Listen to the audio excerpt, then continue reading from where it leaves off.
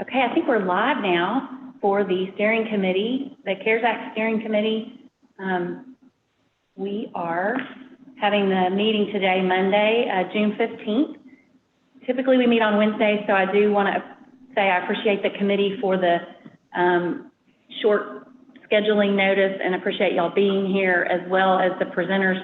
Many of you did not have very much notice in time to be here today, so I really appreciate y'all taking the time to join us and being ready. This really does help. The Legislative Council meets this coming Friday, and we wanted to be able to get these proposals to them for those where we need appropriations to be granted, and so we would have the opportunity to do that quickly, and we appreciate the Administrative Council for allowing us to do that, the Legislative Council. So we have, first on the agenda, we have a request to approve the minutes. The minutes were sent out with the packet on Friday. Does anybody have any questions or changes or a motion? Motion to approve the minutes from Senator Irvin. Are you talking about Secretary Smith? Yes. This is Larry Walther. Are we just talking about the broadband proposal now, or did you want me to make any comment with regard to any other change we might have in the agenda? Well, actually, I was going to try to approve our minutes real quick, but I'm sorry, I misunderstood. Okay, go ahead. Okay. So Senator Irvin has made a motion to approve the minutes. Second. And we have a second from Bill Gossage. So all in favor, please say aye. Aye. Aye. Thank you. Any opposed? Thank you. All right, good. We've approved the minutes. Now, Secretary Walther, did you have a request related to the agenda? Yes, I would like to request that the committee suspend the rules in order to take under consideration a request from the Department of Veterans Affairs, Arkansas Department of Veterans Affairs. The reason that it's late, the reason we need to do it today is because it's something that needs to be included in the fiscal year 2020. And so that's the urgency of it. It has to do with the additional expenses that they have already incurred in response to the COVID-19 requirements that they've had in the office, in their nursing home in Fayetteville and their nursing home in North Little Rock, as well as the cemeteries. The total amount is $45,647.97. And I'd like at the end of the agenda for the Department of Veterans Affairs to submit that as a request, if the committee is so inclined. Okay, so I think I've heard your motion is to request to suspend the rules for the purpose of adding an item onto the agenda. That is correct. Okay, and we have a second by Senator Irvin. All those in favor, is there any question or discussion related to this motion? Hey, Okay. Secretary Smith, this is Greg Bledsoe. I just wanted to let you know that I am on the call. I had a couple of problems dialing in, but I'm here via phone. Thank you. We're glad you're here. Okay. Does anybody have any questions? Anyone have any questions or discussion for the motion? Okay. All those in favor of the motion to suspend the rules for the purpose of adding, considering an additional item, say aye, please. Aye. Any opposed? Okay. Thank you, Secretary Walther. Your motion has passed. Thank you. We will go on to the first item on the agenda. And I will let the committee know that you have received the information related to the request that Secretary Walther has mentioned. I did circulate that through adding it to your meeting invitation. And we have also published that on the website for public information with some redacted information related to the privacy information. However, DFNA has received the non-redacted version, and I have as well. Okay, thank you. First proposal is for broadband, and we have Secretary Preston on the line, and we have both Senator Ervin and Judge Porch here in the room, Steve Porch. So we'll turn the camera so that you guys can make the presentation. I think you were saying that you think Secretary Preston will start? Yes, Secretary Preston asked if he could start, if that's okay with Senator Ervin. Okay, that sounds great. So we'll open his line, and if Dr. Bledsoe could mute your line, then you'll just... Okay, I'll mute us for Secretary Preston to go ahead and start. Hey, thank you, Secretary Smith. This is Mike. Can you hear me okay? Yes, we can hear you. Thank you. All right, I'll try to be brief, and forgive me because I'm driving and trying to do this at the same time and keep a 17-month-old baby asleep in the back. So if he starts screaming, my apologies. This is the proposal for broadband. First of all, a big appreciation and thank you to Senator Ervin, Senator English, Representative Meeks, and all the members of the legislature who worked so hard in partnering with the governor's office, the Department of Commerce, broadband office to get broadband to where we are today.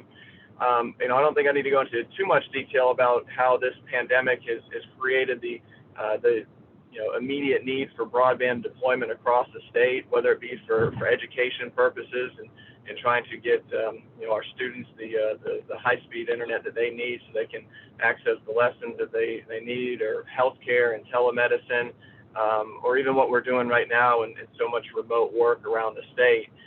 This pandemic has certainly emphasized that need. So the rural broadband program, which is the one that you're probably more familiar with, that's been in place since last year with the governor, his initiative on broadband. We've been going through the process of developing rules and had those in place. We've now proceeded forward with an emergency coronavirus rule, which was filed recently to speed this process up. And just a little background on the Arkansas Rural Connect program. It provides grants to internet service providers to deploy or complete infrastructure in the rural areas of Arkansas. Local entities and internet service providers will co-apply for the grant. However, funding will go directly to the internet service provider. What we're trying to do right now is get this immediate funding out so we can help those who need it the most. So we have the now, the short term, and then the long term. And what we've been able to do, and thanks to Senator Ervin, her leadership with the Rural ID broadband program, which I'll let her speak to in a second, we now have a much more comprehensive strategy of how we're going to get this done and broadband deployed across the state.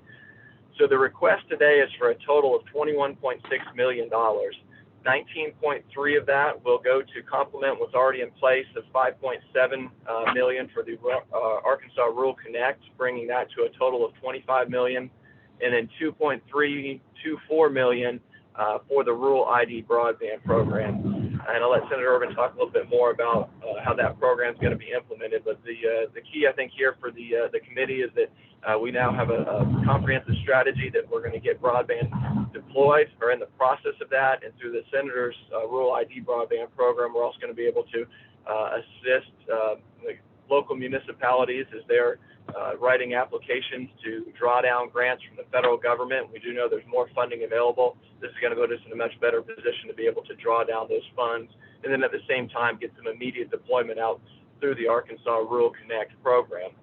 One thing I will point out and note, as you all are aware, that these funds have to be expended by the end of the year.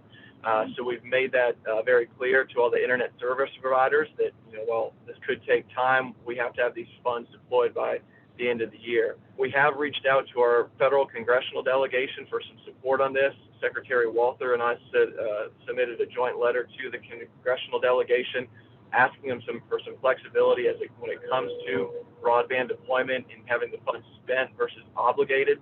We think some clarification there on obligation would help us to allow it to carry into the next year. I know the delegation is working on that. They have met as a delegation to figure out how that can be done, whether it be through new guidance from Treasury or some additional language in whatever bill is passed next through the federal government.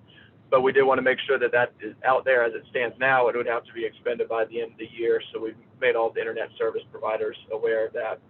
And I'll go back on mute here for a second, and Judge Porch is in the room and can answer any questions specific to the rules and where things stand there. But let me turn it over to Senator Ervin to talk a little bit more detail about the Rural ID Broadband program. Great. Thank you, Secretary Preston, for your work on this, and everybody at Commerce and Bill Gossage as well. This has just been a great team approach, and it's been a lot of work. But I think finally, we really now have a strategy of trying to understand the big puzzle that we have in broadband access. Secretary Preston's absolutely 100% right that, the coronavirus really kind of ripped the Band-Aid off and exposed, the absolute need for broadband, but how also deficient we were in Arkansas for meeting the needs of both of our students, plus the healthcare situation that we've had, but particularly students, K through 12 education and higher ed as well. But also folks that are businesses and trying to run their businesses from home or work from home, and whether that's a state employee or a private industry employee, the need for broadband access is even greater now than it was before the coronavirus. However, the General Assembly started working on this project, and in 2019, Senator Breanne Davis and Representative Deanne Vaught passed legislation that really opened up the broadband law. So that really set the stage. And then we moved forward with the Arkansas Rural Connect and the Governor's Broadband Initiative, which is deploying that fiber. And honestly, I think we all know that it could take lots and lots more money to be able to really create this puzzle, complete all the pieces of the puzzle and put them all together. But it takes all of our efforts combined totally with the legislative branch and the things that the legislature has done in conjunction with the executive branch to really attack this problem head on and be intentional about it and be strategic in how we're going to best utilize our resources. And so that's where the Rural ID Broadband program comes in, is that it's really a complementary program to the Arkansas Rural Connect Governor's Broadband Initiative to allow for those grants to be given for planning, development, and due diligence for those entities that are eligible under the FCC guidelines. And we know that there's a lot of areas in the state of Arkansas that are eligible under the current maps of the FCC. So it's really tapping into that availability and accessing the federal grant money that's available, but helping those folks. And this is actually a catalyst. The Rural ID Broadband program is a catalyst to be able to reach those federal funds. Because we know that there's a lot of folks out there that can apply for the federal grants and have all those folks on staff, but there are others that just don't. And I can just tell you from one experience, Yelcott Telephone Company, it's a rural Arkansas telecom provider, and Mountain View Telephone Company, they were successful at getting a federal grant, but it took over 463 employee hours of working on that federal grant application just to get it ready and out the door. Plus, it took a ton of money and investment on their end. And the areas that they are going to deploy this fiber are very, very difficult areas to get to in the hills of the Ozarks. So, but they were successful at doing that. But what Rural ID program it does is really utilize that knowledge and that information and collect it so that we can help others across the state go through that process and be more successful at bringing down a lot of those federal grants into our state. And that's where UAMS comes in play. UAMS and the Office of Digital Health and Innovation, they have actually been successful at climbing this mountain. And I'm going to borrow Dr. Lowry's analogy here. Solving the broadband problem in Arkansas is really like climbing Mount Everest. And some are successful and may have different levels of being able to climb that mountain where others need a lot more help. UAMS has been successful in this arena. They have expertise on staff at the Office of Digital Health and Innovation. So really employing them to be the base camp, so to speak, to help all the other climbers up that mountain so that we're successful at getting all of that federal money that's available for the state of Arkansas into our state. So this is a small investment that could really reap millions and millions and millions of dollars for our state. So I'm excited to work with the Department of Commerce and with Mr. Preston and Mr. Porch and everybody over there. Clint Moore's been extremely helpful, Alicia Curtis and Nathan Smith. So, and the members of the legislature. In your packet, I think you have a letter dated from May 21st and the members of the General Assembly. There's 100% support on both sides, from both sides of the aisle, honestly, for broadband to be fixed, you know, for us to like win the war on broadband access. So I'm just thrilled to be able to bring this to the CARES Committee for consideration. And Judge Porch has worked really hard on the rules and the emergency rule that will need to go in place this week. And he's worked really hard on that to make sure that we're ready to meet the demand. Thank you, Senator Irvin, Madam Chair, committee members.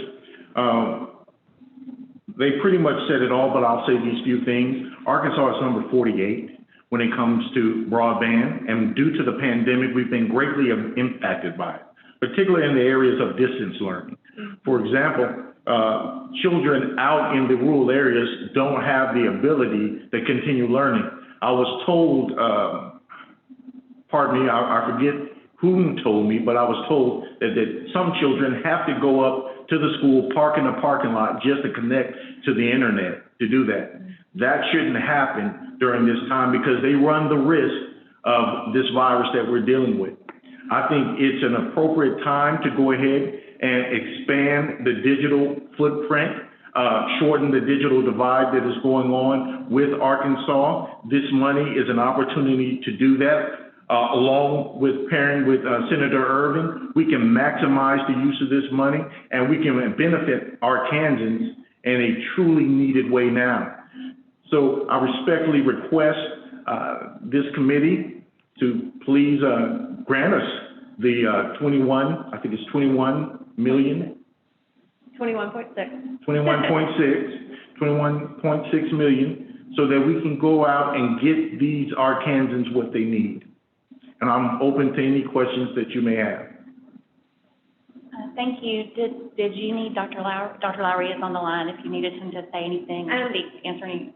Dr. Lowry is on the line and can speak to the UAMS portion of this. I think it's really important and critical. The Rural ID Broadband Program was actually a $2 million request through the General Assembly. However, we did not add an administrative cost, but through conference calls, many conference calls with UAMS and Dr. Lowry, Marie Grigsby, Leslie Fiskin.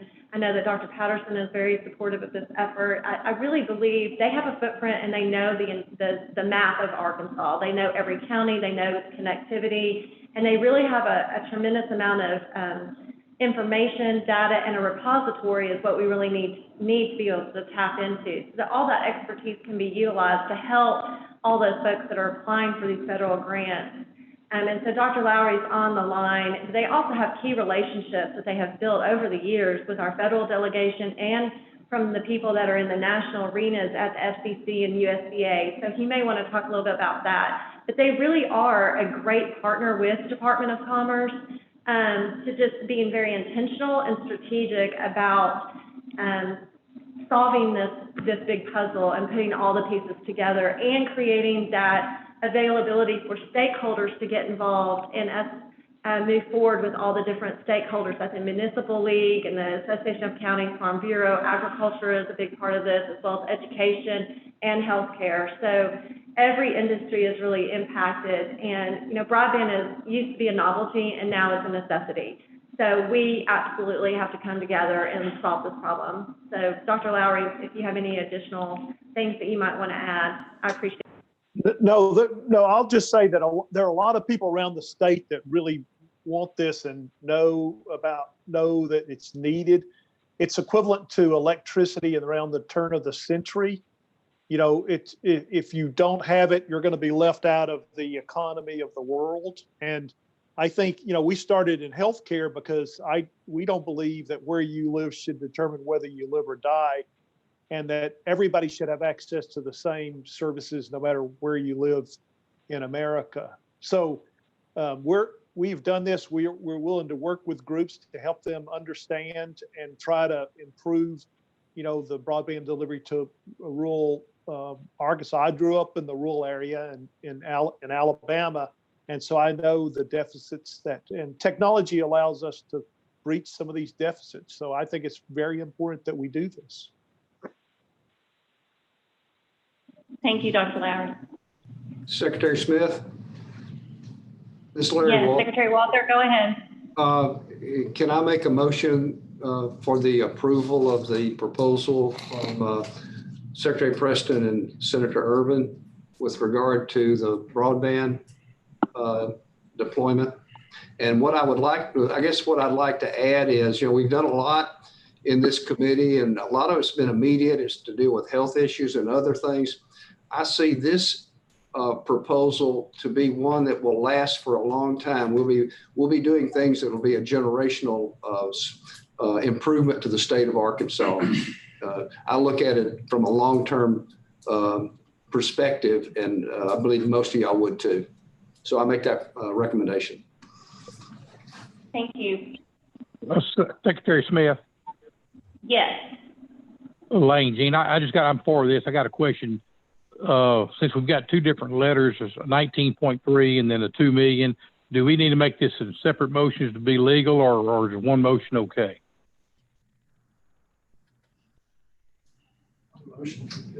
I think we can consider it as a package, Okay. as long as everybody is, agreeable to that and understand that this works together. And I think that the letter from Secretary Preston, including the representatives and senator, including the Senate and Secretary Preston, I think it outlines all the details. Does anybody have a problem with that? Secretary Smith, this is Larry Walther. The keeper of the books agrees it's okay to be one. Okay, good. Thank you. Do we have a second on the motion? I'll second. Okay. Senator Urban has given us a second on the motion, and I know we likely have some questions or discussion, so I'll open it now for questions or discussion. Mike. Madam Secretary? Yes, go ahead. Is that Representative Allen? Yes, I just have one question. Okay, go ahead. When you look at availability versus the adoption rate, what are we going to do to address the adoption rate? Because right now it looks like 77.4% of the state of Arkansas has broadband, but only 32% is using it. So what are we going to do? Is that something that we can do to make sure that is utilized?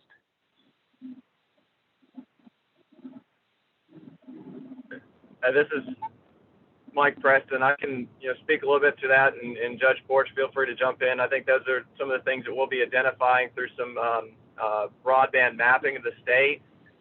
Right now, there's not the detailed maps that we need. I think we're relying on some outdated information, but that'll be part of what the broadband office, in conjunction with UAMS, will be working on is getting to exactly how many people are utilizing it, at what speed they're utilizing it, and then how do we get those underserved areas, and obviously certainly the ones that are completely not served, up and running, and then those who are in some way underserved, up and running. So that's information that the broadband office will begin to start working through, or already has started working through. And Judge Borch, if I missed anything in there, feel free to add to it. No, we understand that there's underutilization of it, but we believe that that's partly due to affordability. And what we're doing is we're working with these ISPs, not only to deploy it by giving this money, but to also make it affordable for those areas that receive it. So we're steady looking into it, but I believe that the number of people that will actually utilize it will go up. But that's something we're going to actively work on, and we'll keep you posted on it. Great. Okay, thank you so much. You've answered my question. Representative Allen, this is Senator Urban. I would just absolutely, I agree with you. And I think, this is an ongoing conversation. We can't just create a program or create grant applications. We actually have to be meeting and be very intentional about all the issues that exist around broadband. And so really it's getting together stakeholders from all those different areas that are impacted and having, you know, really driving this issue and being focused on that with a group of stakeholders. And that's where I'm confident that UMS can really play a key role in that, as well as the governor's office. We've had ongoing discussions about this is just the beginning. We have a lot more work to do. But yes, thank you for the question. Well, thank you all for answering it. Secretary Smith, I need a clarifying question responded to. Okay. The request that we received at DFA was for $21.3 million. And we believe we heard Secretary Preston say $21.64 million. So I need to know which one's correct and make sure that the motion is proper. Yeah, let me clarify that if there was any miscommunication there. It's the total request is $21,624,600. Okay. And that's All right, broken then, down at 19.3 with the Rural Connect and 2.3246 for Rural ID. Okay, then my motion should reflect 21.6, what? 6246. Okay, that's my motion. Thank you. I appreciate the clarification. Second. And there's been a second to that motion and second by Secretary Walter and Senator Irvin. Okay, if there's no other questions or discussions, we can move on to the vote. Okay, are we ready to vote? All those in favor, please say aye. Aye. Aye. Aye. Any opposed?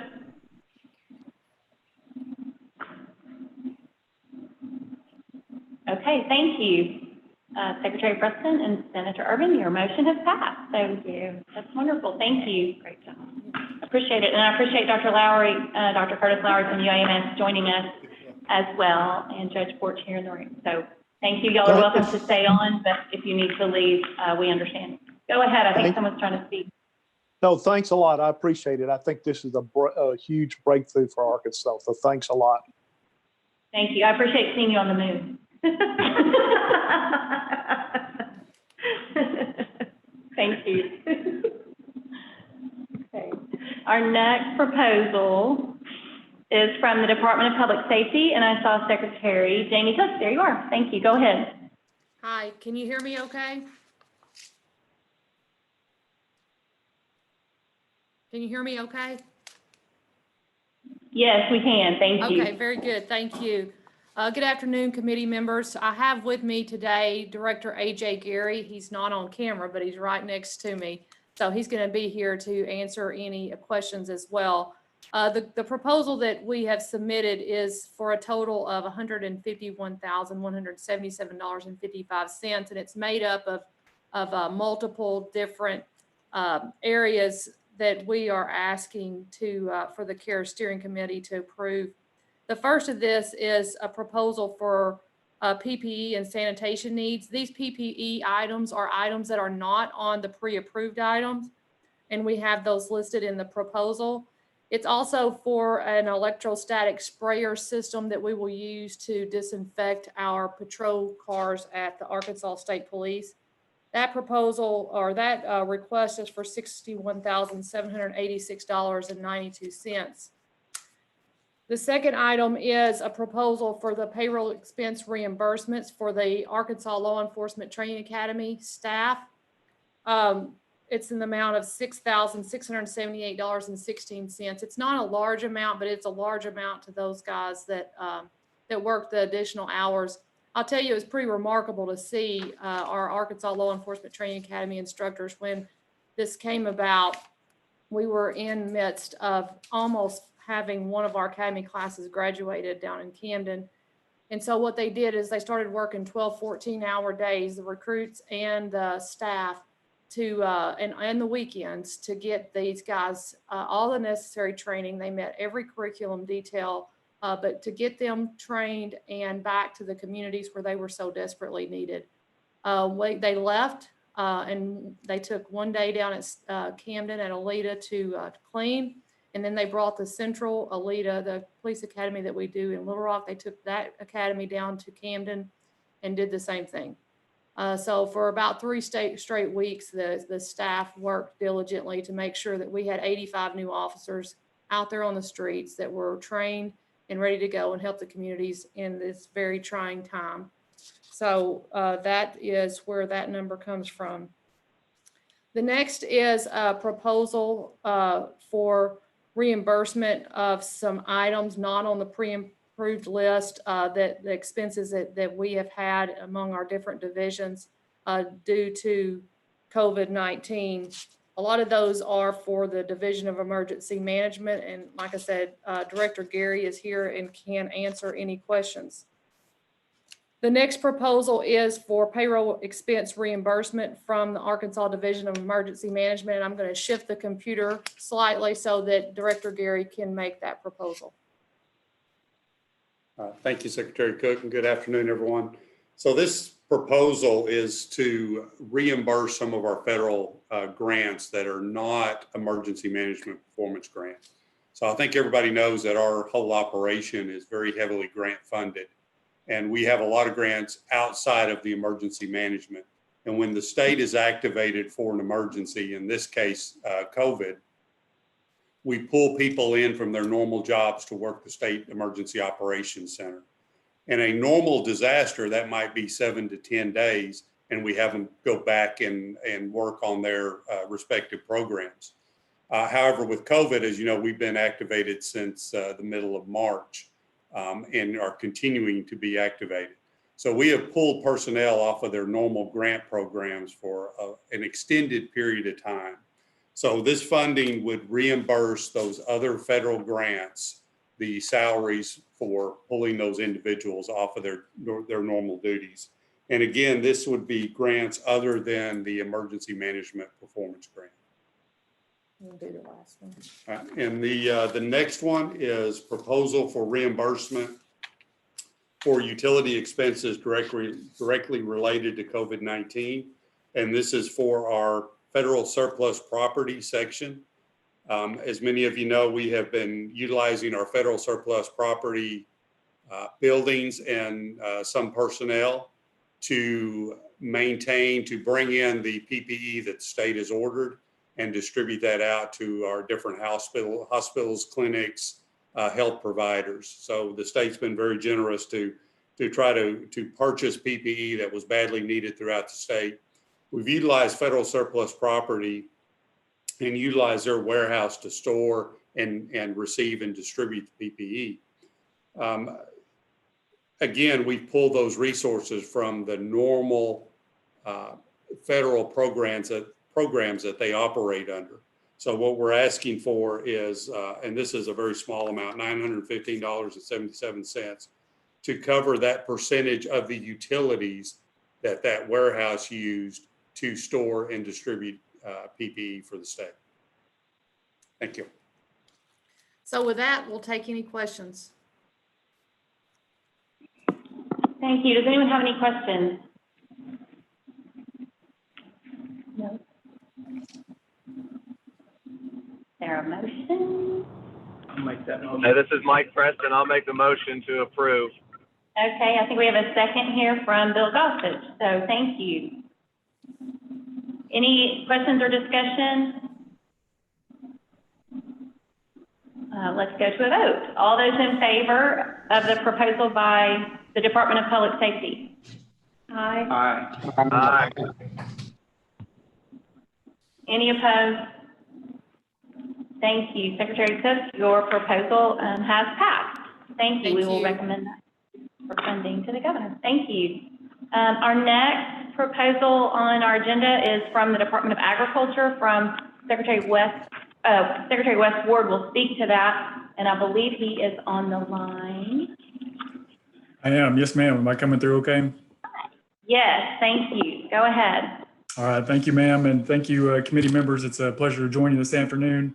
West Ward from Arkansas Department of Agriculture. I also have here with me 6 feet away is our Director of Livestock and Poultry, Patrick Fisk, who will be able to help answer questions if there are any.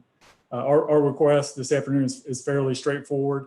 As most of you know, agriculture is our state's largest industry and $21 billion economic impact. The largest segment of that is our livestock and poultry industry. As everyone is aware, the coronavirus has created disruptions in the meat processing capacity throughout the country. And so one thing that we have noticed over the last few months is the import of, in particular, swine coming into Arkansas, coming from the decreased processing capability from across the country. So we submitted this request last Monday on June the 8th. The following day was a USDA announcement that meat processing on a national scale was up to 95% of what it was last year. And even with the 95% meat processing capability, that still means, especially on the hog side, that there's about 100,000 hogs per week that's overstock. As of right now, that's about 3.6 million hogs across the country that's not being processed, that are making their way across state lines and into different other venues to potentially be processed or sold to be raised and finished out. We do know that several thousand hogs have made their way into Arkansas. Most of those require either a certificate of veterinary inspection or a negative pseudorabies or brucellosis test to comply with state and federal import requirements. Most of those have not. Those hogs are grown in a controlled facility, vertically integrated processing capacity, and are very protected. So when they get outside of that environment, they're very susceptible to disease. And so to maintain our state's pseudorabies and brucellosis standard, they require negative tests on those. And so we know large amount of those hogs are coming into Arkansas that are susceptible to disease, that if they were found and noted, that would require some depopulation. So that's what we do from an Arkansas Department of Agriculture standpoint, our livestock and poultry division, as we have that capability to maintain the status of our animal agriculture throughout the state. And so this request is for $50,000 for depopulation supplies in order to continue to protect our state's largest industry. But happy to answer any questions that anyone may have. Yes, Senator Irvin has a question here in the room. Go ahead, Senator Irvin. It's really more of a comment than a question. This has affected my area, and so I definitely know and understand the challenges that the Department of Agriculture is facing because of what is happening, and there's not a lot of information coming to those individuals, perhaps, that are taking that swine into our state, and then being able to sell them has been a difficult issue as well. So I really thank you for bringing this forward, because it definitely is impacting my area. So I just wanted to add that as a comment. Yes, ma'am, and I appreciate you mentioning that. And we have been contacted by yourself and a few other legislators as well. We put out a press release trying to help share information. If there are people that are wanting to help, help with the overstock of supply of animals that aren't making it into processing, trying to bring those into Arkansas, we want to help them as much as we can. And it's a lot easier to do that if we know what someone's trying to do, or if they know what our capabilities are, as opposed to on the other end, and potential animals are exposed to disease or get sick. So I appreciate you bringing that up, ma'am. Yes. Thank you. Does anyone have any other questions or comments? Is there a motion? I'll make a motion. We have a motion from Senator Irvin and a second from Mr. Gossage. Thank you. Any discussion or questions on the motion? Okay, let's vote. All those in favor of the proposal from the Department of Agriculture for $50,000 related to supplies and other for the wine processing and all those in favor? Aye. Aye. Aye. Any opposed? Thank you. Secretary Ward, I appreciate it. Your motion has passed. We will recommend this to the governor. You're welcome to stay on, but I'm sure you have other business to attend to. So have a good afternoon. Thank you. Thank you. Okay, Secretary Kelly on from the Department of Correctional. Hi, I appreciate you joining us today on short notice. We have your proposal, so I will turn it over to you. Go ahead. Thank you. Just briefly, we have $157,162 of pre-approved items we're requesting. And then additionally, we're asking for 174,552 items that were not on the pre-approved list, for a total of $331,714.59. Part of the request of the unapproved is for COVID testing for inmates and staff. That was at $70 per test, which was $107,240. Sanitation equipment that wasn't particularly listed, like paper towels. As you can imagine, our hand washing has gone up dramatically, and so there is a large use for that, and sprayers. I will be happy to answer any questions. Thank you. Does anyone have any questions for Secretary Kelly? I move for the approval. Thank you, Secretary Walter. Second? Second. I heard a second. Is that Dr. Bledsoe? Senator Bond will. Oh, hi, Senator Bond. You kind of sound far away. Thank you very much. So we have a motion and a second. Any discussion or questions? We'll move to the vote. All those in favor, please say aye. Aye. Aye. Any opposed? Thank you. Secretary Kelly, your motion has passed. We will recommend this to the governor. Thank you. Thank y'all very much. Take care. All right. Thanks for joining us. Bye-bye. Okay, now we have proposals also from the Department of Commerce and the Division of Workforce Services. We've got Dr. Sharice Childers here, and I think Mike Preston may still be on the line too. I think he's showing up. So go ahead. I think we have two separate proposals, so I think if you could speak to the first, the Unemployment Insurance Administration, I think it's $5 million. So if y'all could speak to that first. This is Secretary Smith. This is Mike Preston, and thank you for letting us bring these proposals forward. And I'm still driving, so I'm going to turn it over to Dr. Childers and her team. And there are two proposals here, one for the UI, the Unemployment Insurance Administration, and one for the Unemployment Insurance IT modernization. And just at a high level, as you all know, we've certainly seen what this pandemic has done to our unemployment insurance. And the need for the modernization and the administration funds to support the team, the Department of Workforce Services within Commerce. And I'll turn it over for Dr. Childers and her team to get a little more detail about each of these specific requests, but certainly appreciate her and her team and all the hard work that they've been putting in since the pandemic hit, and know they need some much needed relief, both for the current application and then the ongoing needs as we see them moving forward. So Dr. Childers, let me turn it over to you and your team.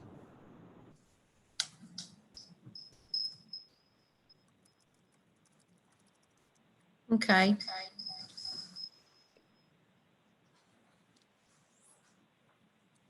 I'll turn my volume off. We have two computers in the room. Just 1 minute. Oh, go ahead. I did not. Okay. Secretary Smith and members of the committee, thank you so much for the opportunity to present to you today our proposal. First, before I start, I'd like to make sure that everyone can hear me. Yes, thank you. Okay, thank you so much. As Secretary Preston mentioned, we are here today to present to you two proposals to cover the expenditures to provide the unemployment benefits in the state as a result of the pandemic. Just to give you an overview of where we started and where we are today, the week entering the pandemic, we started with 1,382 claims. Those were for week ending March the 14th. Our highest week and peak has been a total of 62,086 claims. And just last week, our claims were 9,151. That was week ending June 1st.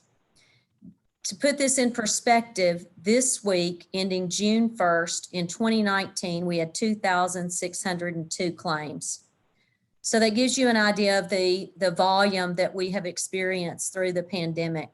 We've had a total claims filed since 3/15 in week ending June 1st of 234,862 claims. When we talk about unemployment rates, we're looking at where we were back in 2011, where we were in 2019 before the pandemic, and where we are today. In 2011, which Arkansas felt the result of the recession closer to 2011, our unemployment rate was at its highest at 8.3%. In 2019, prior to the pandemic, our unemployment rate was 3.5%. And just last month, our latest figure, we are at 10.2%. So as you can see, this has put a tremendous strain on our unemployment system, our unemployment benefits, and also on the systems that we have to support unemployment insurance in our state. So that's what you're going to hear about today. DWS is almost 100% federally funded, except for a match that we received from the state for our grant, TANF grant, and also for our new hire registry. And so all of our funds are from the federal government. So as allowed under the provisions under the CARES Act in this specific relief fund, unemployment cost and unemployment insurance costs related to COVID-19 and the public emergency, which will not be reimbursed by the federal government pursuant to the CARES Act, are allowable expenditures under the CARES Act Relief Fund. So I asked that you give us an opportunity to present this to you today as we are looking at what our employment needs are, unemployment insurance needs are, and the administration cost of those unemployment needs. I'm going to pass it over to Dee Pearson. Dee is Deputy Director of Internal Operations, and she will present to you the first request, which is the CARES Act funding request for unemployment insurance program administration. Thank you, Dr. Childers. Are you muted?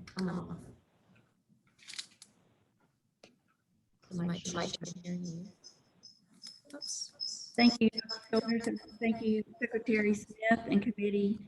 Our first proposal is for the unemployment insurance program expenses that exceed the federal.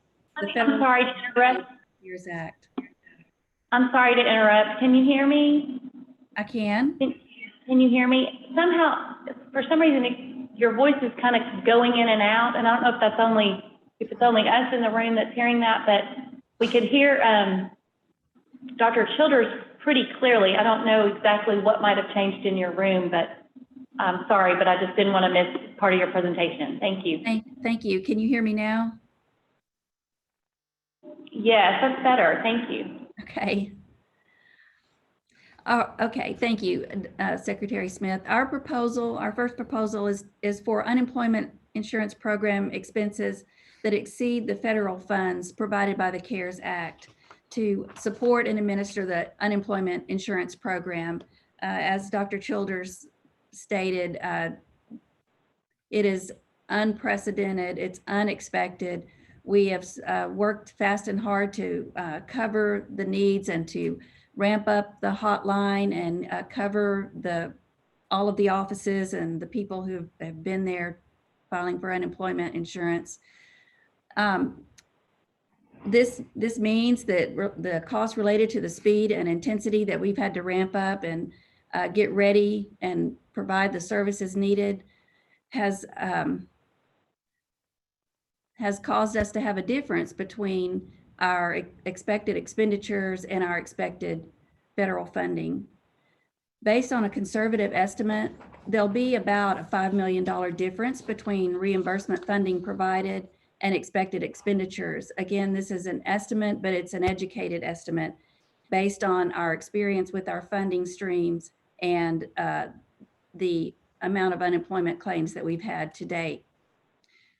We are respectfully asking for $5 million to cover the expenditures and to provide the unemployment benefits as a result of the pandemic. Thank you. Does anyone have questions? Well, I actually do. Oh, go ahead, Senator Bond. You may go first. And I think, so is the proposal, the letter that was submitted, is that the entire proposal, the June 8th, 2020 letter? Yes, sir. And so, you know, in that letter, it says that the 5 million is for unemployment insurance modernization.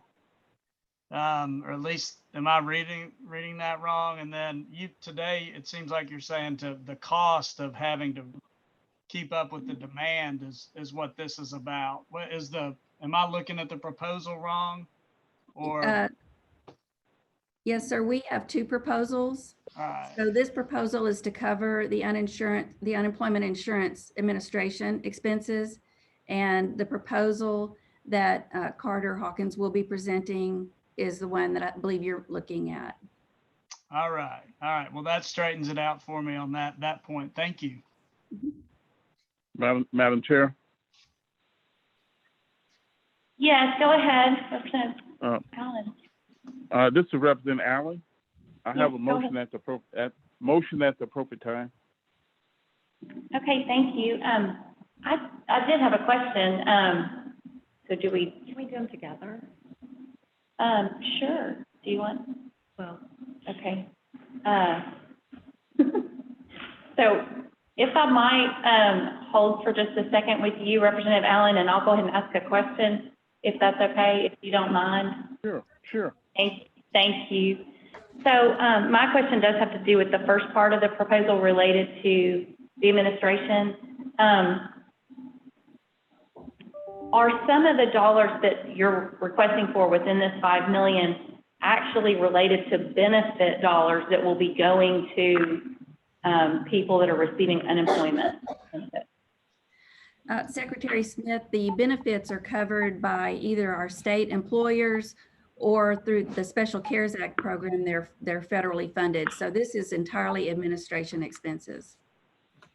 Okay, I just wanted to make sure, because when you were speaking and when I read it, it said to administer or to provide the benefits. And so this is related to the work that you and your staff are providing.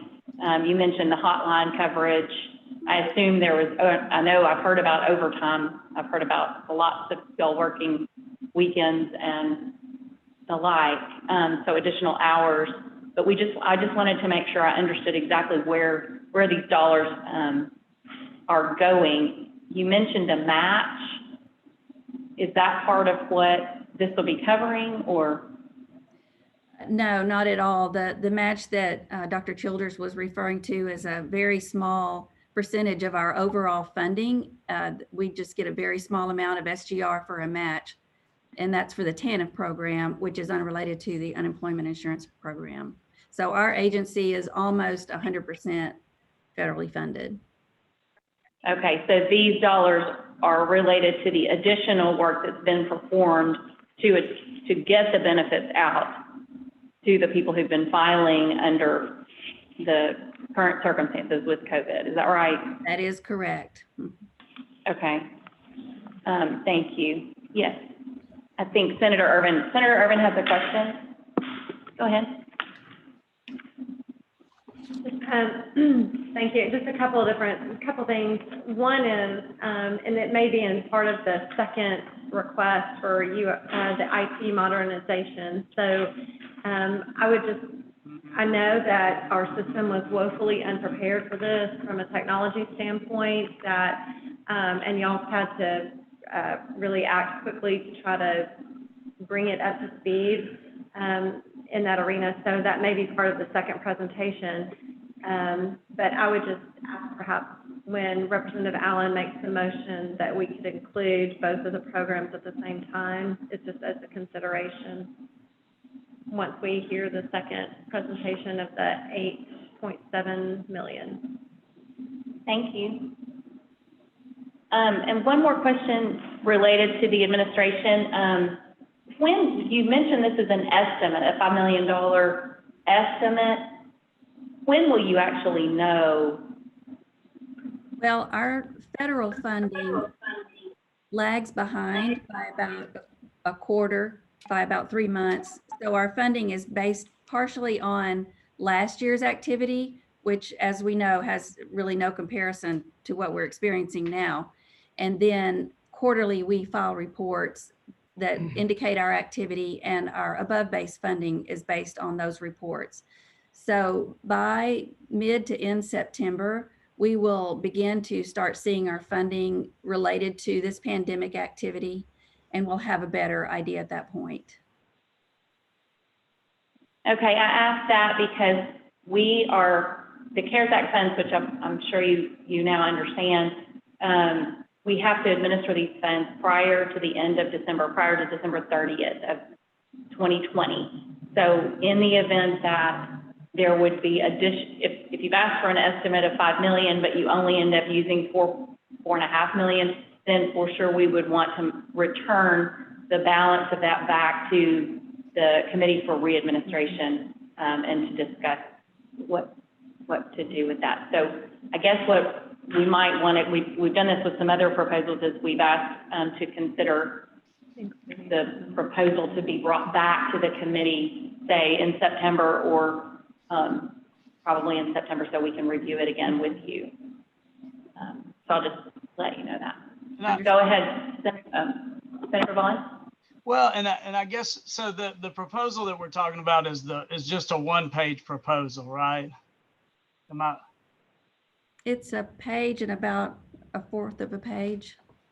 And so, and what I'm unclear on, and maybe I missed it, is do we have an accounting of where this money, what it's going to be used for? You know, I've been a big supporter, along with a lot of legislators, in supporting our UI program and getting our employees the support they need so we can get these benefits out the door. Is this going to help us get them out the door as quickly as possible? I know we still have PUA issues, or you know, what particularly is this money going to be spent for employee support immediately, or is this something down the road? Because I've been concerned, and a lot of us have, about getting these benefits out timely to our Kansans right now. And so it seems like, and I've asked Director Childers several times, what do you need us to help with? Do you need more employees? And this has been going on for several weeks, and now we've got a request for 5 million when we didn't have that in the budget hearings before. So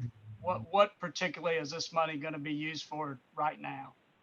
Yes, sir. I'm going to defer to Dr. Childers, if that's okay, to answer your question.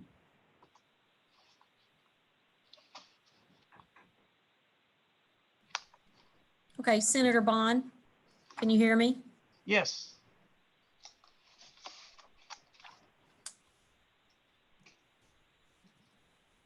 Senator Bond, can you hear me? Yes, I can. Okay, thank you. Whoops.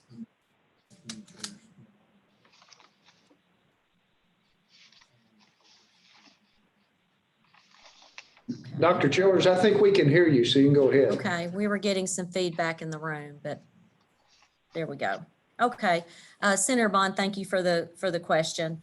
As far as the expenses, we have all of the expenses broken down for a total of $55,795,000. That's the amount that's listed on the second page of the proposal. Those include personnel costs, non-personnel costs, our call center contract, ongoing cost of the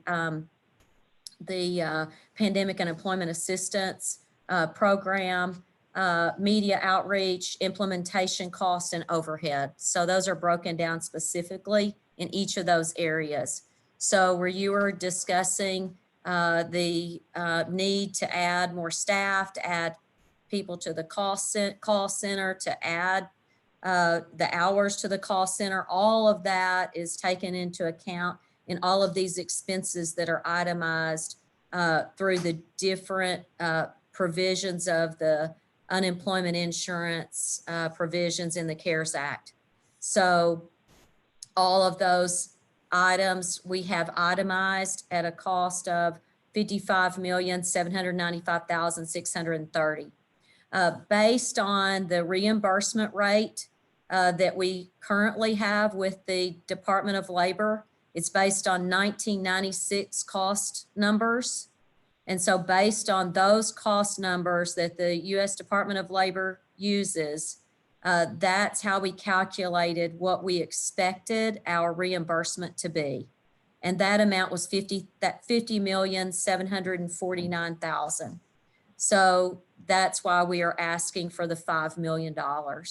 So the only reason that we would have more than that, have less of a need, to your point, Senator Smith, Chairman Smith, I'm sorry.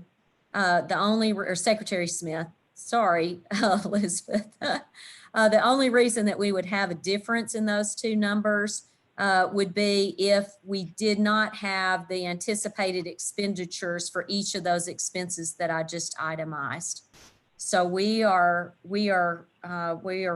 fully operating with every resource that we have and have added additional resources as requested, and could possibly be adding more resources in the future as we see a need to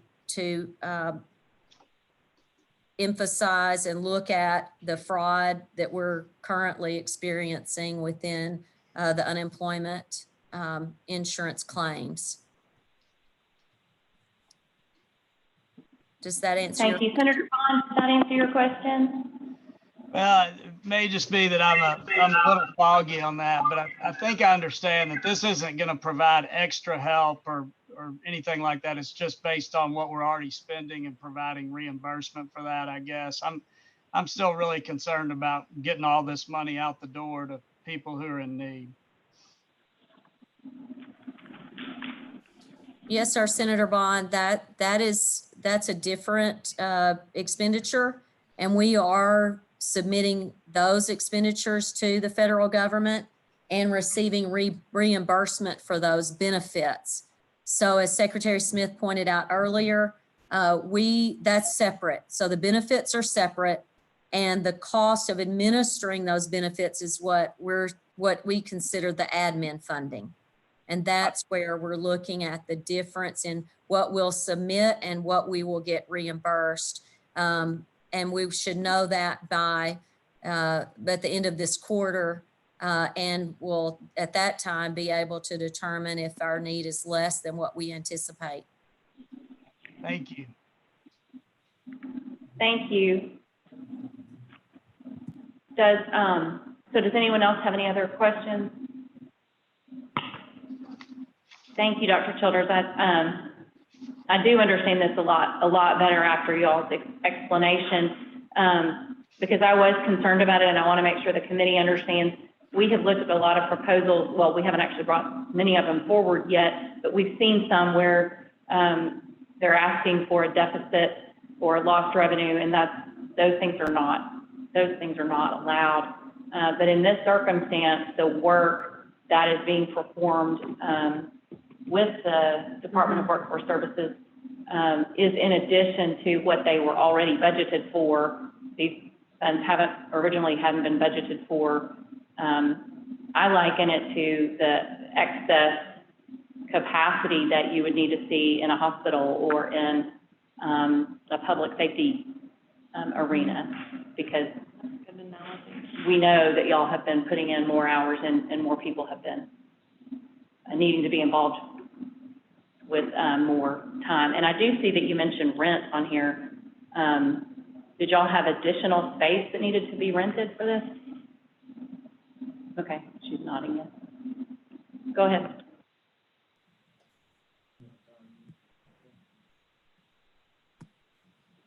Go ahead. There are three of us in the room. We have to do a little bit of work before we can start speaking. Otherwise, you'll hear that like you did earlier. We have rented space for PUA. And so that is a cost that we will have ongoing until we complete the PUA disbursements. Thank you. I appreciate that. Okay, so I think it's trying to figure out how to do this. I think if we want to package this up as one motion, then we want to make sure to hear hear the explanation regarding the system, and then allow people to ask questions related to that. Yes, ma'am. Thank you, Secretary Smith. This is Carter Hawkins. We're going to make sure everyone's muted first. Okay, thank you very much. Yes, go ahead. Thank you. So there's two pieces to the IT request. Part one is for the Pandemic Unemployment Assistance System continued funding for ongoing maintenance and operations that's not covered by the federal supplemental budget request or administration funding. The key to continuing development and ongoing operations with the PUA system that we have in place today is continuing this funding. There is some additional development that may need to occur based on unexpected change requests that may pop up, as well as ongoing maintenance and operations through the end of the year, which is the PUA program goes through December 27th of 2020. So it's important for us to receive this funding that's above and beyond the SBR funding or admin funding that we're anticipating to receive, so that we can continue the program through the end of the year. Additionally, the funding will be used to reduce the number of projected new state IT staff that is going to be required to continue the additional PUA support through the end of the year. So the funding will allow for temporary staff or vendor staff to support this through the end of the year. Additionally, the $3.7 million for PUA system funding will be used to increase our fraud detection and response, which has become increasingly prevalent due to the COVID pandemic public health emergency. As you've seen in other states, and we're beginning to see here in Arkansas, there's an increase in fraud reports.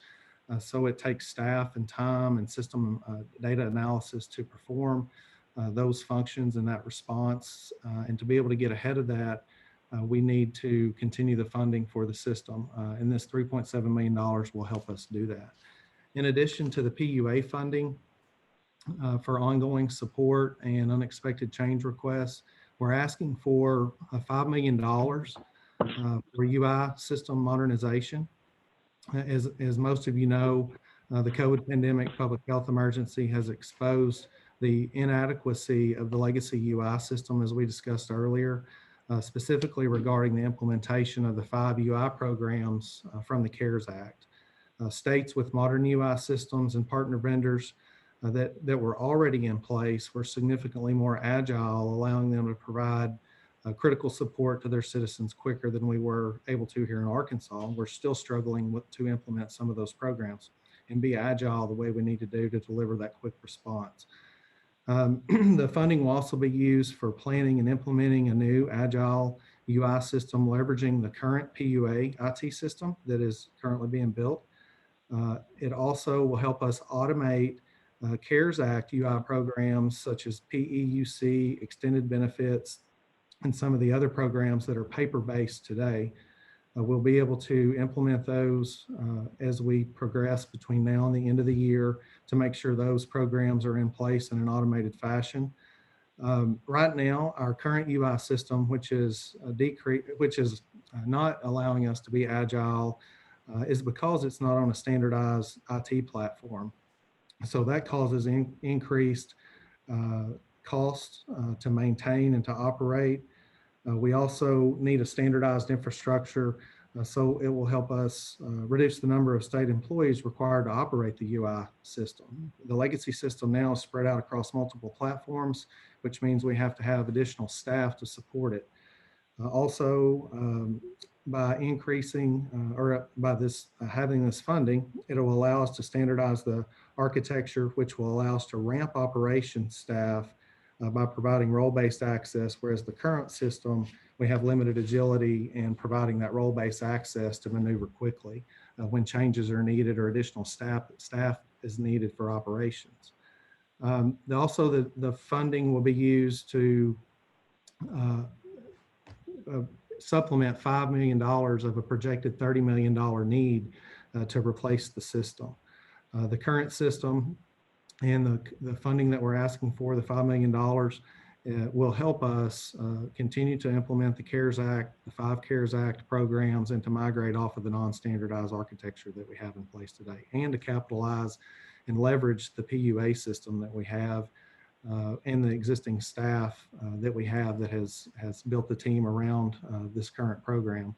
With the unknown potential for COVID to surge in the future, we feel like now is the opportunity to capitalize on the planning and developing a new modern UI system that will help the state be more agile and respond to the needs of our workforce in a more timely manner.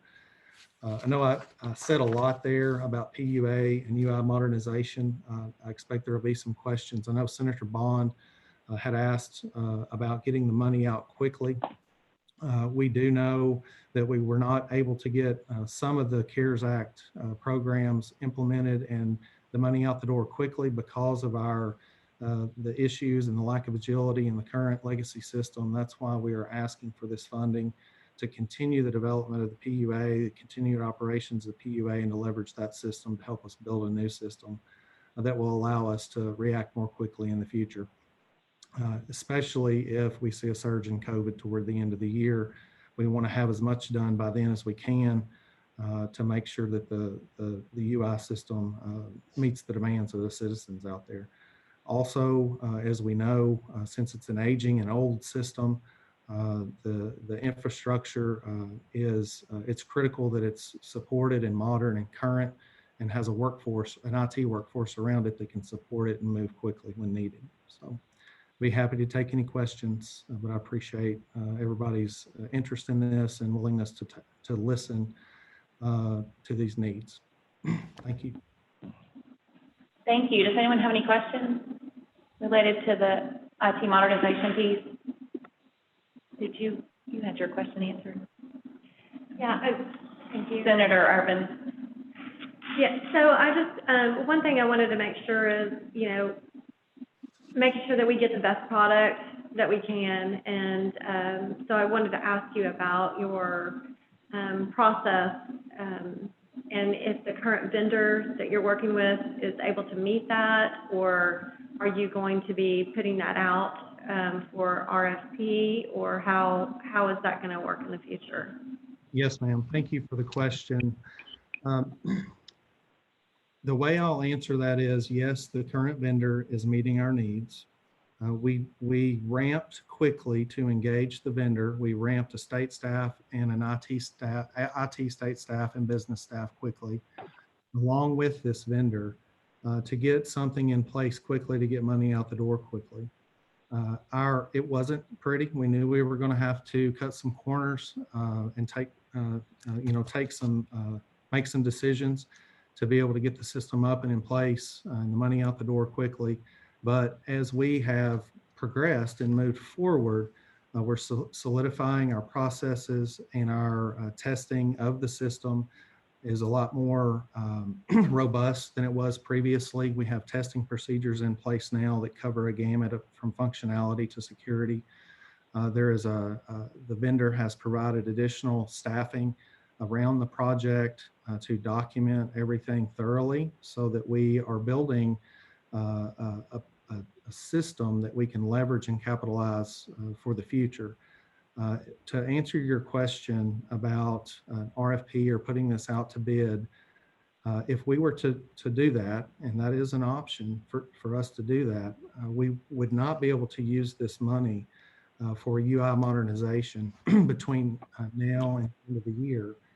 As you know, the RFP process here in the state of Arkansas is anywhere from a 6 to 12 month process to actually get it out on the streets. Then we would have to engage a vendor that could be a different vendor than the one we have today. When we engage that vendor, there's going to be a ramp period and a planning period to get this underway. And we would be looking at mid next year. That would be mid 2021 or late 2021 before we would have a new system in place, or even a partial new system in place. With the PUA system that's been built, we feel like we're going to be able to capitalize on that, build on to what the team and the existing team has already put in place to keep moving forward and maturing the system, the PUA system that we have, into a modern UI system. The technology that the current vendor is using is the technology that many vendors use. We have the subject matter expertise here at DWS to provide them with the business requirements and the knowledge that they need to build it. I feel confident in their capabilities and the staffing that they're wrapping around it, that they're going to wrap around this in the future as well. Today, we were operating with limited staffing up to this point to be able to get this in place. But with proper planning and time, we'll be able to get the necessary staffing in place to continue to build on what we've already built. So, but in short, to answer your question, if we were to start with an RFP process now, we would be looking at mid next year to end of next year before we could actually have something new or a start of a new system in place. And as the request mentions, our mainframe costs will be increasing in June of 2021. So our goal is to have as much done between now and the end of the year as possible, and then secure additional funding after December of this year to continue that development over the next 18 months to 36 months. Does that answer your question? Yes, thank you. I mean, it does answer my question. I understand the length of the RFP process. I just want to make sure that we get a good quality product that's usable, that we can build on in the future. So as long as y'all hold their feet to the fire and make sure that it works well, and, that's going to be important. The second thing I would just add, and I know that this is an area all across state government. We have old systems that need to be updated and replaced. So it's something, to think about kind of across the board when you're talking about systems, and the demand on systems probably is not just at the Division of Workforce Services, but it possibly could be in other arenas. So that's something that we as a committee might need to consider and think about, is technology and how it's being strained at the present time in response for our government response. So, but I do appreciate the answers to the question, and I think it's probably the best thing to do. Thank you. Thank you. Does anyone else have other questions?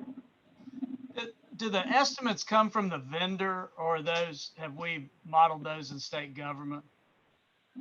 Yes, sir. So with regard to the PUA estimate of $3.7 million, that's based on an estimate of resources from the vendor that it's going to take over about a 6 to 12 month period to continue operations in support of the system. The proposal that we submitted requested $5 million for UI modernization.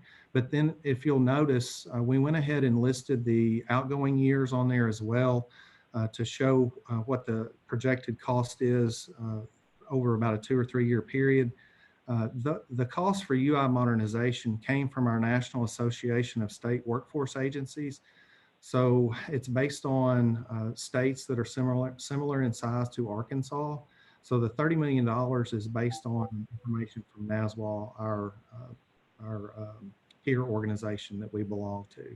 But the PUA numbers did come from the vendor, but again, that is based on resources that they would have to provide to match what's necessary to continue maintenance of the system. And we're in the process of vetting those numbers now, but that 3.7 is the estimate that we had, I believe, on the 8th of June.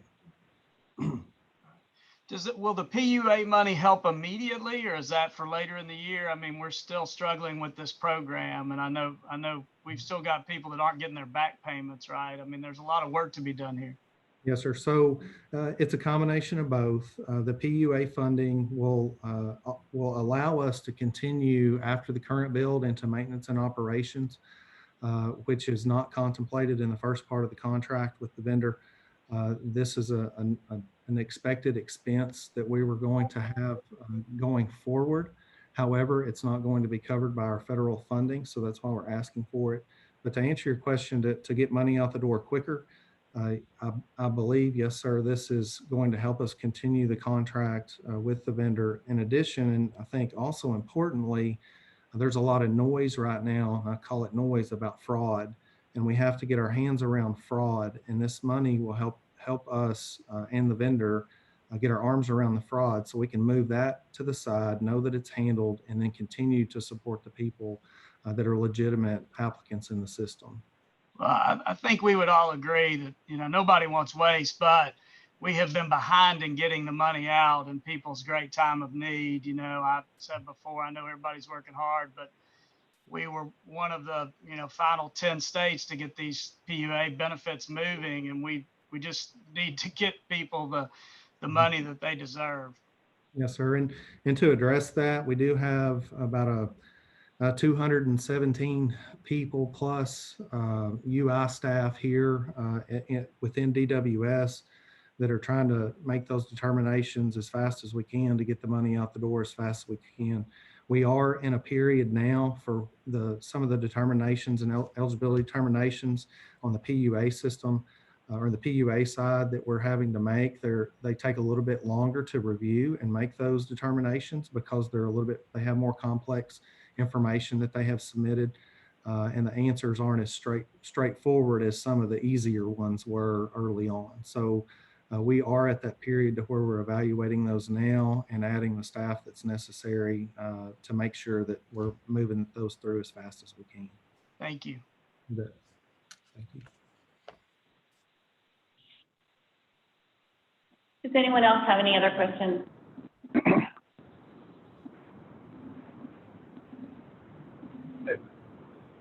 Yes. Madam Chair, this is Mike Preston. If there's no other questions, I'd make a motion that we approve these requests. If possible, just lump them in at one and make one vote. So it would be the $8.7 million for UI IT modernization and the $5 million for UI administration for approval. Okay, Representative Allen, are you on the line? Can you hear me? I'm still here. I interrupted your attempt to make a motion in the first place, I think regarding the first part of the proposal. And so prior to hearing Senator Preston's motion, I'd like to hear from you. I just make a motion that we approve both proposals. Okay, thank you. And I think I can consider Secretary Preston as a second to Representative Allen's motion. Make mine the second, yeah. Thank you. Madam Chair, I want to make sure that we're approving the proposed numbers that are in the letter from Department of Commerce, because it's $8,716,220. If they want it all, we need to get that approved. Well, I think you actually have, you'll have more than that. It'll be closer to 13. Plus 5,000. 5 million. What? It's 5 million for the administration and 8,716,220 for the modernization. Right. Correct. So that's the motion and the second for those two. Yeah. So the total is closer to 13 million. Yeah.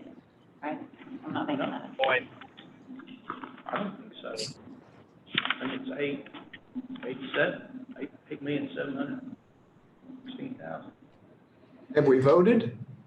No, because we are still wanting to I want to make sure that we have the correct number, and sometimes I do get confused. Ask Dr. Childers. Dr. Childers? So, Are you still 13,716? That's what, right. So the total of the two combined is 13 something. 716,220. that's correct. Yes, ma'am. Okay. 13,716,220. And I would just add that if those are an estimate, that she could come back in September. Thank you. Senator Urban has added to this also, which I would agree that we would ask for an update on the proposal related to the 5 million for them to come back in September. Give us an update if there's any funds to be returned. Yes, Okay. ma'am. All right, so there's a motion and a second to approve both pieces of the proposal, which are a little over $13 million. If there are no other questions or discussion, I'd like to go towards the vote. All those in favor? Aye. Aye. Any opposed? Okay, thank you. The motions have passed. Thank you very much. Moving on to the next part of our agenda is a proposal from Department of Human Services. And we also have, it's related to emergency medical services. And we have some people from the association on the line as well. Secretary Gillespie, I'll recognize you to make the presentation, and then I think considering the time of day, what we might do is let you go ahead and make the presentation, and if anyone has any questions for the members of the association that are on the line, we will go ahead and let them answer unless Secretary Gillespie needs their assistance in explaining. So I'll turn the floor over to you, Secretary Gillespie. Great, thank you. And Secretary Smith, you can hear me, I assume? Just a nod? Yes. Okay, great. Thank you. All right. Thank you very much. And I do want to say thank you as we start to the Arkansas Ambulance Association and the Arkansas EMT Association. They have worked very closely with us for some time as we've tried to put this proposal together. To my colleagues on the steering committee, essentially what we are proposing here is to mirror what we did last month for the facility workers in hospitals, the direct care workers in hospitals.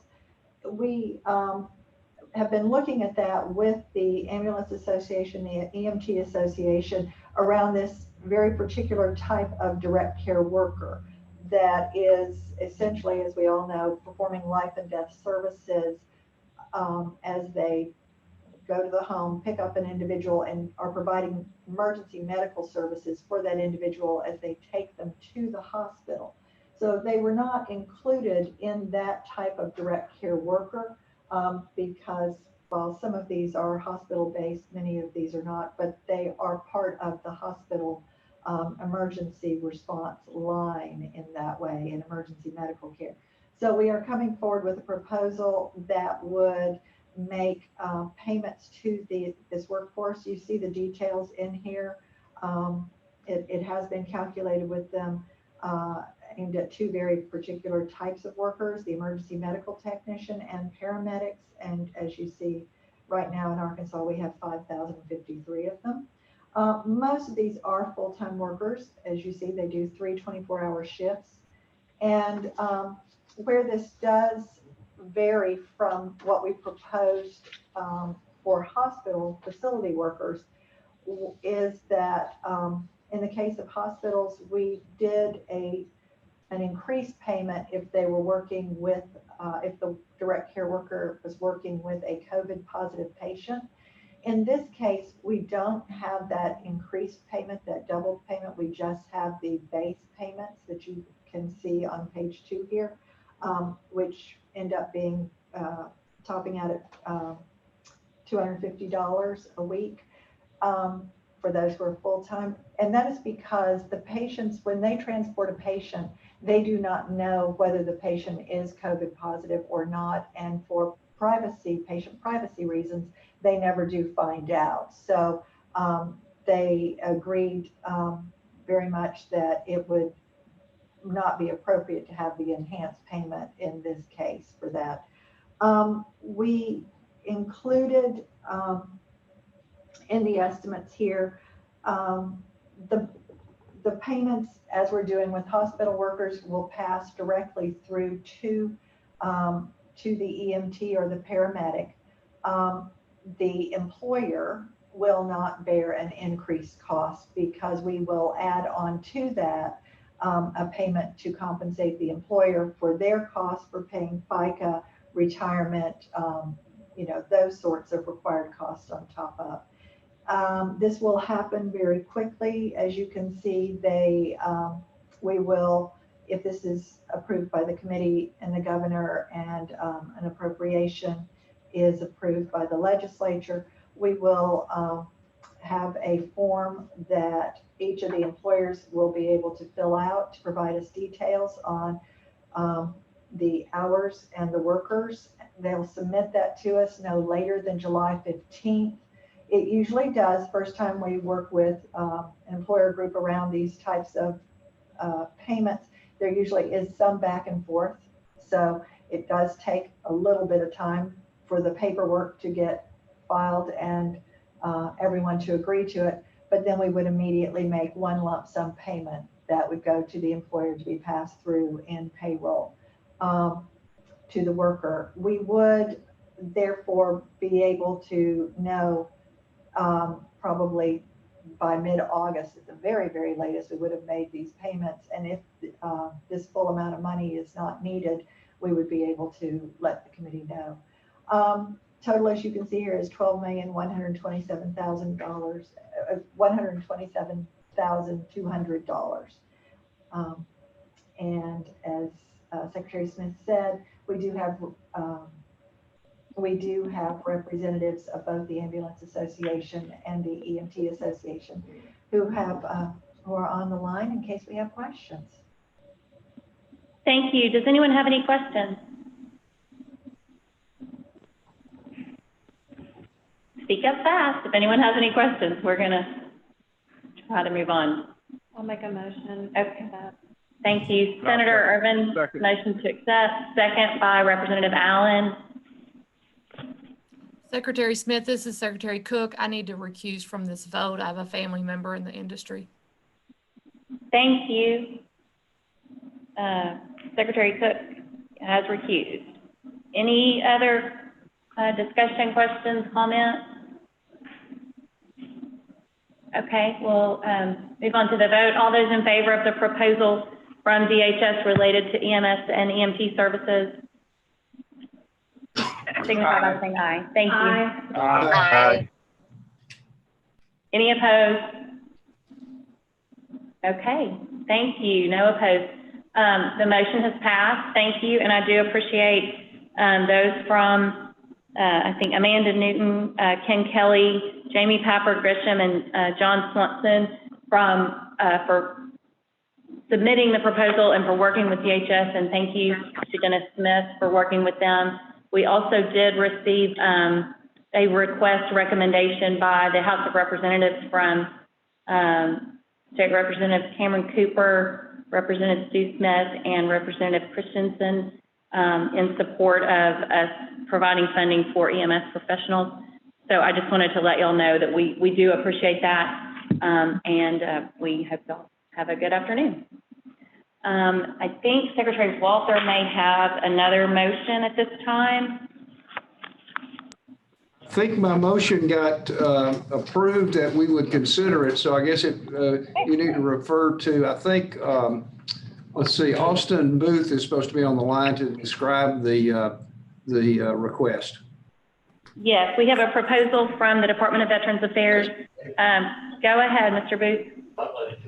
Good afternoon to the committee. I want to thank you all for your consideration and your suspension of the rules to hear our request today. Before the committee for your consideration is a request from the Arkansas Department of Veterans Affairs for $45,647.97. This is all reimbursement. We've incurred expenses for labor, both state labor and contract labor, in preparation for and in response to the COVID-19 virus. I would just generally categorize these expenses as they relate to our homes in three separate categories. One is the labor costs that we've incurred trying to screen our employees, our staff members, any visitors for COVID-19. The second category would be additional labor costs due to increased clinical responsibilities. We've been taking more temperatures. We've been working very hard on our infectious disease control measures, and that just takes more time. And then the third category would be as we've had employees go on quarantine while they wait test results, or we have had 3 positive employees out at the North Little Rock home as they've been quarantined. We've had to either ask people to work overtime or increase our use of contract labor. So those are just broadly speaking the 3 categories of increased expenses we've had at the North Little Rock and the Fayetteville Veterans Homes. And then in addition to that, there's roughly $540 that we expended to pay to have the 501 building sanitized and the cemetery maintenance facility after we had a positive staff member out there as well. So pretty straightforward, $45,000. It'll be a big help to us before the end of the fiscal year. And I'll stand by for your questions. Thank you. Does anyone have any questions?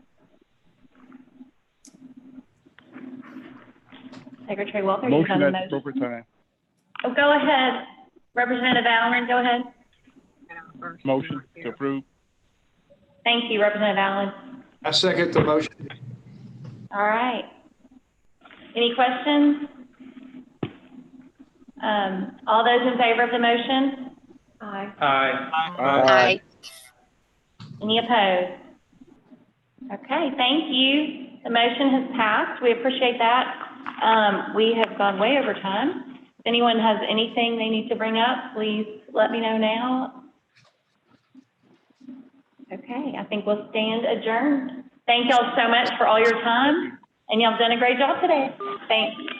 Can I ask for a little more, Dan?